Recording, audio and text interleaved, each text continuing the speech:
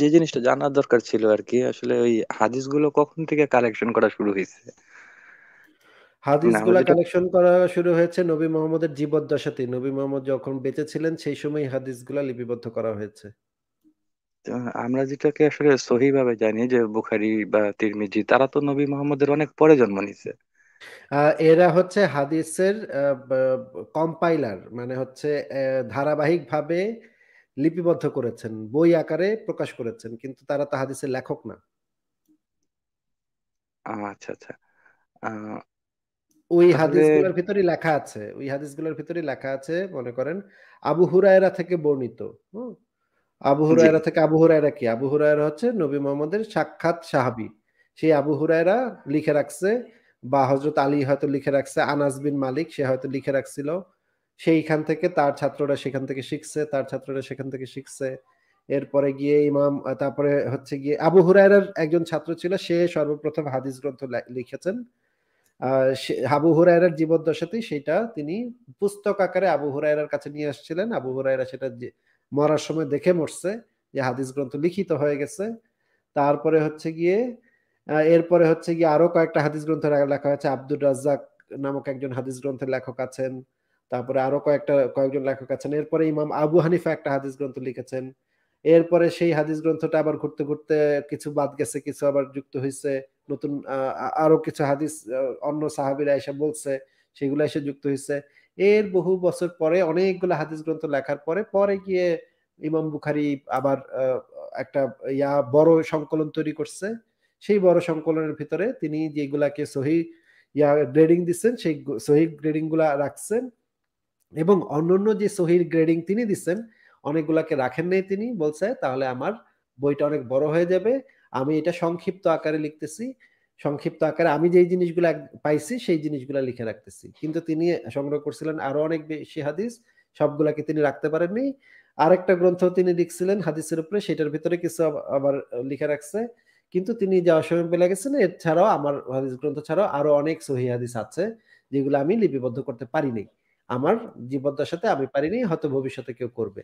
এরপরে বাদ বাকি যে হাদিস গ্রন্থগুলো লেখক আছে তারাও মানে হাদিস গ্রন্থ লিখছে। তার মানে হচ্ছে এটা যে নবী মোহাম্মদের জীবদ্দশাতেই হাদিস লেখা হয়েছে, নবী মোহাম্মদের মৃত্যুর পরে ইমিডিয়েট পরেও হাদিস গ্রন্থ লিখিত হয়েছে, তার কিছু বছর পরে আরো হাদিস গ্রন্থ লিখিত হয়েছে, ইমাম আবু হানিফার আগেও হাদিস গ্রন্থ লিখিত হয়েছে, ইমাম আবু হানিফাও হাদিস গ্রন্থ লিখছে। লিখছে মানে হচ্ছে গিয়ে সে হয়তো সে সরাসরি লেখে নাই, কিন্তু সে সেই হাদিসগুলাকে সংকলন করছে এবং তার ছাত্ররা সেই গ্রন্থটা বের করছে। এইভাবে হাদিস গ্রন্থ একটার পর একটা প্রজন্ম থেকে প্রজন্মে সেটা রয়ে গেছে। আচ্ছা ভাইয়া, তো আমি এই যেতটুকু পড়ছি বা যেটুকু জানতে পারছি সেটা হচ্ছে মোহাম্মদের যে কোরআন সে বলে গেছে সেটা আসলে পাবলিশ করছে হচ্ছে আমাদের গনি আইসা। তো গনি তো নিজের থেকে অনেক আয়াত বাদ দিয়ে দিছে, বা অনেকগুলো কপি যেগুলো ছিল সেগুলোকে পুড়ায় ফেলছিল।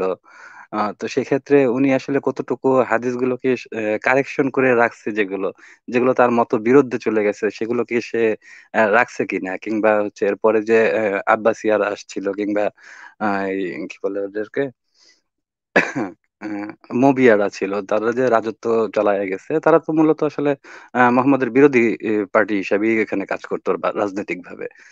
তারা কি আসলে সমস্ত কিছুগুলোকে সহিভাবে রাখছিল কিনা সেটা একটু প্রশ্নবোধক মনে হয় আমার কাছে। তাহলে তো সেই প্রশ্নটা তো কোরআন সম্পর্কেও থাকতে হবে, তাই না? হ্যাঁ হ্যাঁ, অবশ্যই কোরআন সম্পর্কেও আমার অনেক ইয়ে আছে, যে আসলে কোরআন কি সংকলন আসলে হয়েছে কিনা।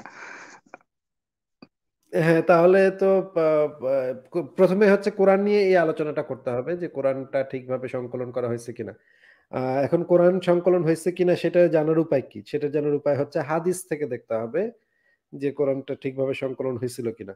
কিন্তু হাদিস হুম। ছাড়া তো আর কিছু নাই আমাদের কাছে। মানে সিরাত আছে, কিন্তু সিরাতের গুলাকে নিয়ে তো মুসলিমরাই একমত না।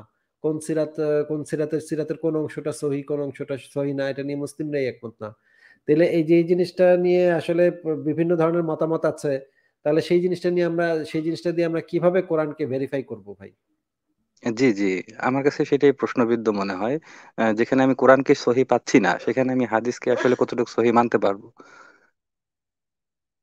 কিন্তু যদি ব্যক্তিগতভাবে আমাকে জিজ্ঞেস করেন, আমি বলতে পারি যে কোরআনের থেকে হাদিসটা বেশি সহি।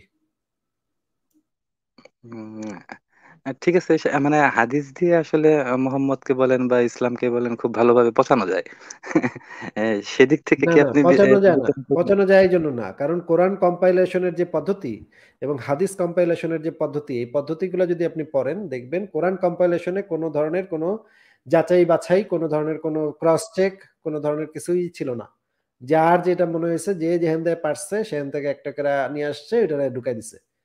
যেটা মানে পছন্দ হইছে সেটা ঢুকাই দিছে, যেটা পছন্দ হয় নাই সেটা ঢুকায় নাই। কিন্তু হাদিস সংকলনের সময় অনেকভাবে যাচাই-বাছাই করে দেখা হইছে রাবি খাড়ায় পেশাব করছে নাকি বইসা পেশাব করছে নাকি, অমুকরে টাকা ধার দিছিল, টাকাটা ফেরত দিছে নাকি, অমুকে এটা করছে নাকি, সেটা করছে নাকি। এমনকি যেই বেটায় কোরআনের আয়াত বলছে সেই বেটার থেকে হাদিস নেয় নাই। আপনি এটা চিন্তা করতে পারেন?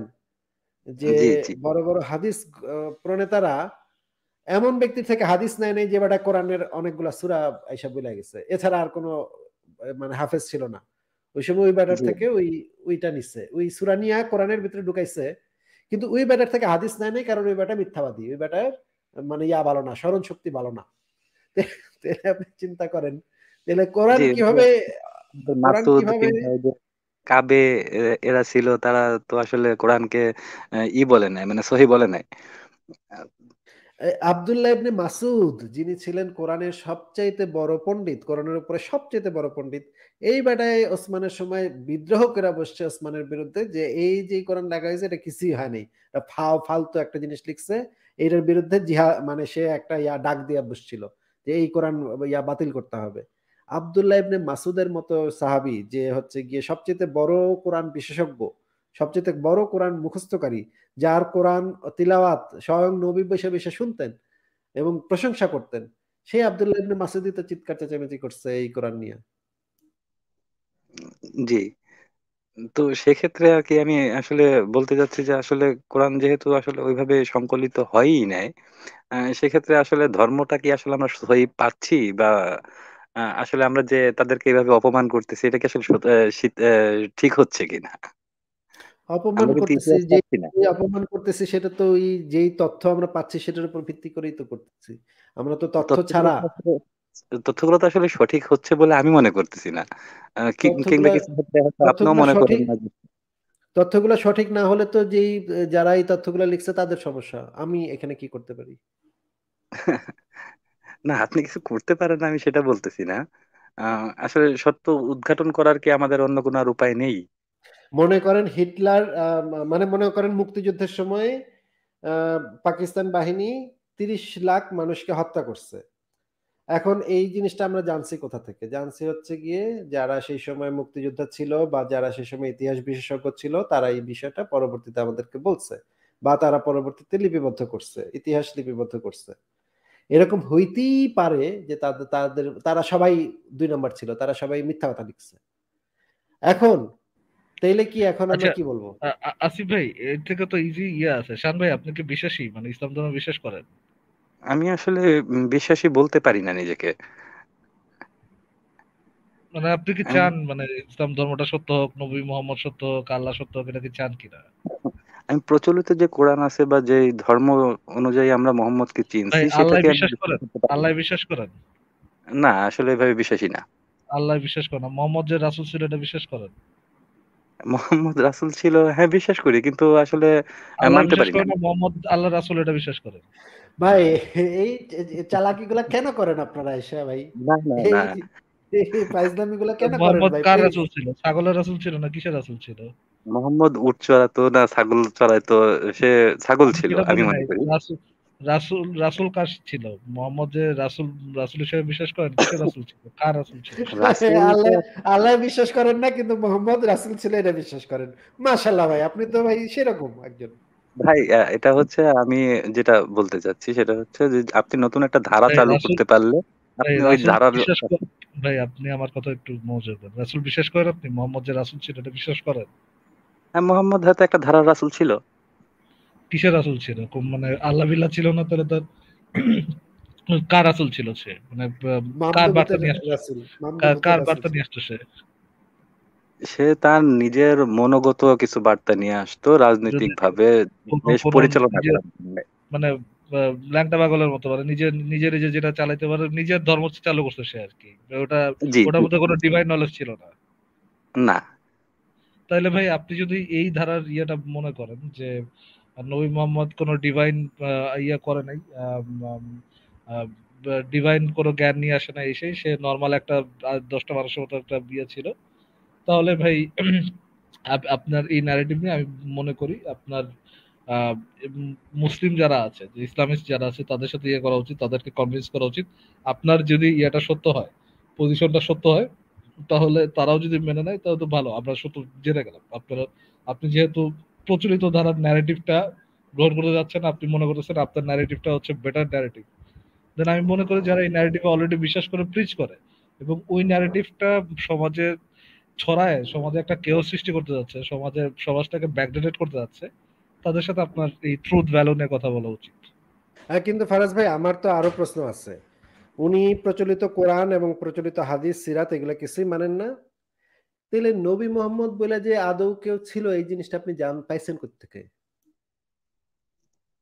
উম, যদি নাম কোথাও কারো থাকে, তা অবশ্যই সেই লোক ভালো করুক কিংবা খারাপ করুক, কিন্তু তার একটা অস্তিত্ব ছিল। না না, সেটা আমরা মোটামুটি মনে ধরে করেন নাম থাকলে অস্তিত্ব আছে। নাম হ্যারি পটার থাকলে বলে অস্তিত্ব কেউ, আছে। Wow, Harry Potter, wow. পাশে পাশে ইয়ে নাকি বসে বসে তাস করতেছে।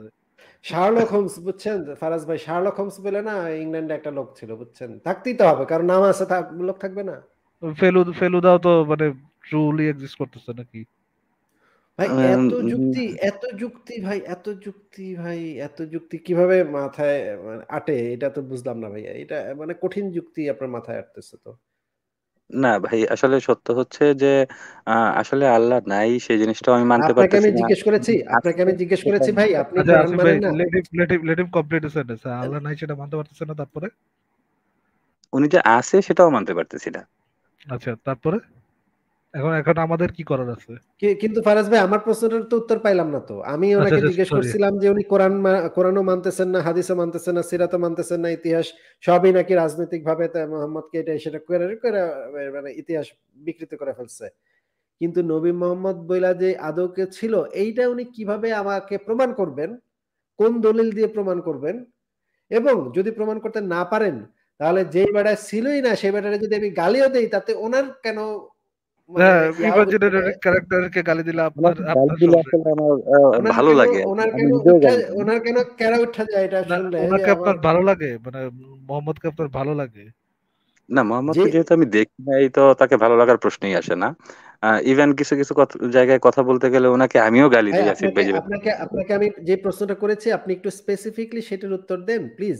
যে আপনি তো যদি কোরআন হাদিস সিরাত তাফসির কিছুই না মানেন এবং এগুলাকে রাজনৈতিক উদ্দেশ্য প্রণোদিত বলে আপনার কাছে মনে হয়ে থাকে, তাহলে আপনি নবী মোহাম্মদ বলে আদৌ কেউ ছিল সেটা কিভাবে প্রমাণ করবেন? আর যদি প্রমাণ করতে না পারেন, তাহলে এই বেড়া, যে বেড়ার কোনো প্রমাণই নেই, সে বেড়ার আমি গালি দিলাম নাকি প্রশংসা করলাম, আপনার কি যায় আসে ভাই? আর আসলে উনি ছিল কিনা সেটা আমি আসলে প্রমাণ করতে গেলে আমাকে দলিল মানতে হবে। আর দলিল আসলে বলতেছে এক কথা, কিন্তু তৎকালীন সময়ে রাজনৈতিক ভাবে তাকে হেয় করার জন্য বিভিন্ন গ্রুপ তৈরি হয়েছিল। তাতে করে হয়তো অনেক দলিল পাল্টাই যেতে পারে। তাহলে এখন তো আসলে দলিলগুলো তো আমরা বাদই দিলাম, তাহলে এছাড়া আপনার কাছে আর কি দলিল আছে যে সে ছিল? এছাড়া আমার কাছে তো কোনো দলিল নাই, সেজন্য তো আমি মানি না। তার মানে আপনি তার অস্তিত্ব প্রমাণই করতে পারছেন না। কিন্তু তা যেই যার অস্তিত্বের কোনো প্রমাণ আপনার কাছে নাই, সেই ব্যাটারে যদি কেউ খারাপ বলে বা সেই ব্যাটারে যদি কোনো একটা দলিল দিয়ে তাকে যদি কেউ বলে যে এই ব্যাটা একটা লুচ্চা ছিল, এ একটা গণহত্যাকারী ছিল, একটা ধর্ষক ছিল, তাহলে আপনার ক্যারা উঠা যায়? না না, আমার তো কিছু যায় আসে না। এই বলেন। যে আপনি একটু আগে বললেন কেন আপনি ইয়া করেন এটা, নবী মোহাম্মদকে সমালোচনা করেন। না, ওনাকে সমালোচনা করেন তাতে আমার কিছু যায় আসে না। করেন, কিন্তু আসলে কি আমরা তার অস্তিত্ব পাচ্ছি? অস্তিত্ব তো আপনি পাচ্ছেন না, আপনি তো এগুলা কিছু মানেন না দেখে পাচ্ছেন না।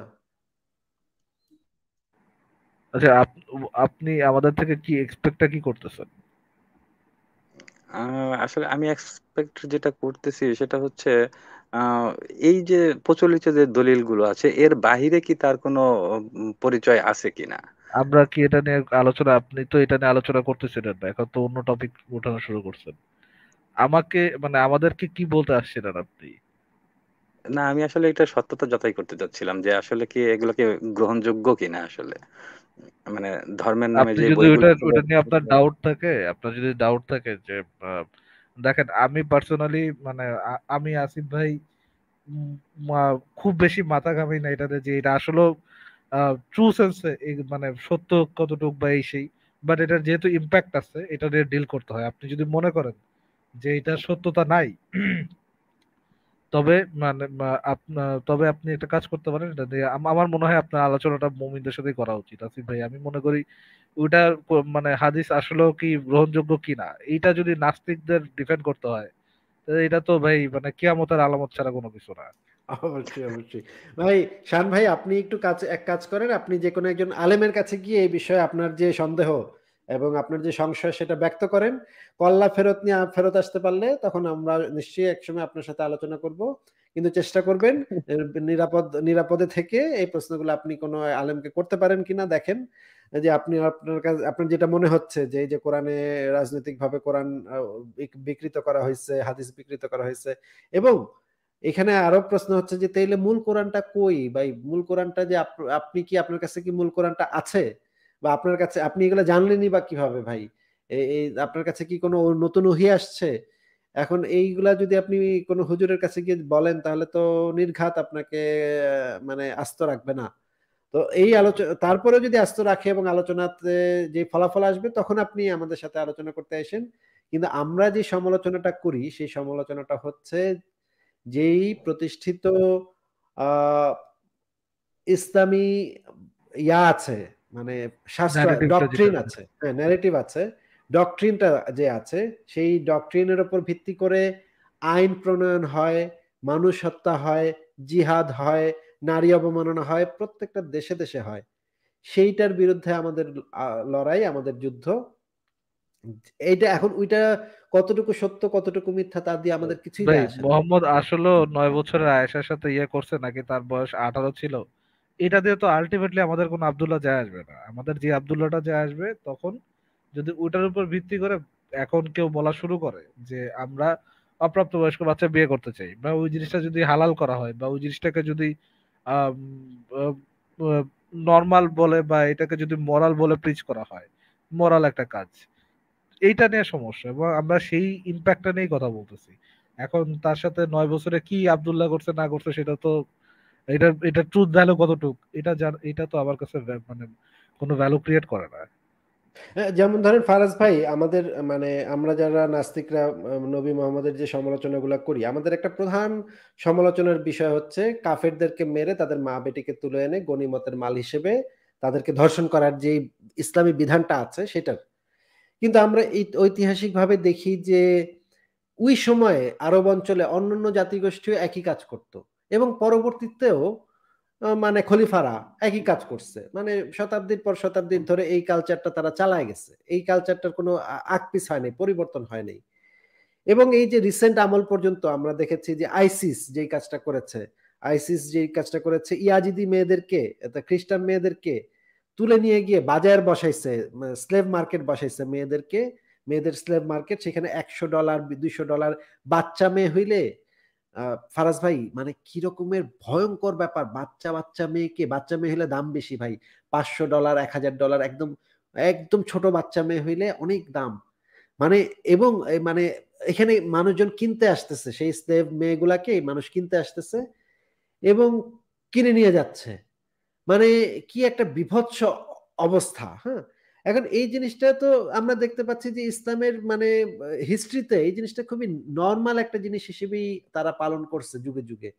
এখন নবী মোহাম্মদ এটা করে নাই, এই রকম যদি কেউ দাবি করে যে না নবী মোহাম্মদ এটা করে নাই, অন্যরা অন্য চক্রান্তকারীরা চক্রান্ত করে এই জিনিসটা ঢুকাই দিচ্ছে আমাকে হাদিস কোরআনের ভিতরে, এটা ঢুকাই দিচ্ছে, এটা যদি বলে তাহলে তো তার সেটা প্রমাণ করতে হবে, তাই না ফারাজ ভাই?